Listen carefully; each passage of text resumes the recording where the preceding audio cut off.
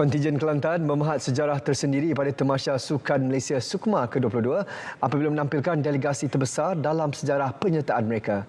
Seramai 751 atlet dan pegawai bakal menggalas cabaran mewakili negeri Cik Siti Wan Kembang kali ini. Laporan lanjut bersama wartawan Fikri Zaid. Kontingen Kelantan akan menyertai 35 daripada keseluruhan 37 acara sukan yang bakal dipertandingkan. Sukan tempur dan balapan dijangka akan menjadi prospek acara sukan yang bakal membawa kilauan pingat buat kontingen Kelantan pada SUKMA kali ini. Menurut pengarah MSN Kelantan Muhammad Arman Zulkifli, peruntukan melebihi RM3 juta dibelanjakan bagi memastikan persediaan rapi kontingen. Pertaruhan 60% atlet muda berusia 16 hingga 17 tahun menjadi sandaran utama Kelantan untuk merealisasikan sasaran 16 pingat emas sekaligus memperbaiki pencapaian 7 emas, 13 perak, 18 segansa di Sarawak sebelum ini. Sukan tempur seperti muay judo, silat serta acara olahraga diletakkan sebagai prospek utama pungutan pingat.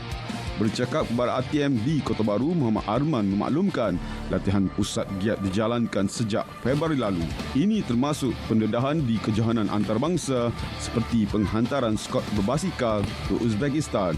Setakat ini kita all out untuk kita berlatih dan kita mengikuti pelbagai program pembangunan prestasi lah untuk meningkatkan kecemerlangan atlet, prestasi atlet. Kontingen Kelantan yakin untuk memberi saingan sengit dan merealisasikan hasrat kita lah untuk mencapai sasaran, mencapai kejayaan yang lebih baik berbanding SUKMA-SUKMA tahun sebelumnya, insyaAllah. Penyertaan edisi kali ini turut menjadi medan kritikal bagi membina momentum serta menguji keupayaan pasukan menjelang peranan Kelantan selaku tuan rumah SUKMA 2028. Sasaran kita 2 pingat emas. Atlet setakat ni alhamdulillah sepanjang kita buat latihan dan sepanjang kita buat latihan pusat ni nampak macam ada improvement lah. Peserta hak dihantar kali ini saya rasa memang hak bersedia dengan hak terbaik dah. Sebab kita buat pemilihan biasa sekali. Kali ini kita buat 3 kali pemilihan. Dan orang yang sama juga hak benar. Mana kita rasa hak ni hak paling terbaik lah kita buat untuk tahun ni. Atlet semua dah bersedia satu patut. Setakat ni ada prospek. Salah seorang atlet tu baru balik dari World Junior Championship.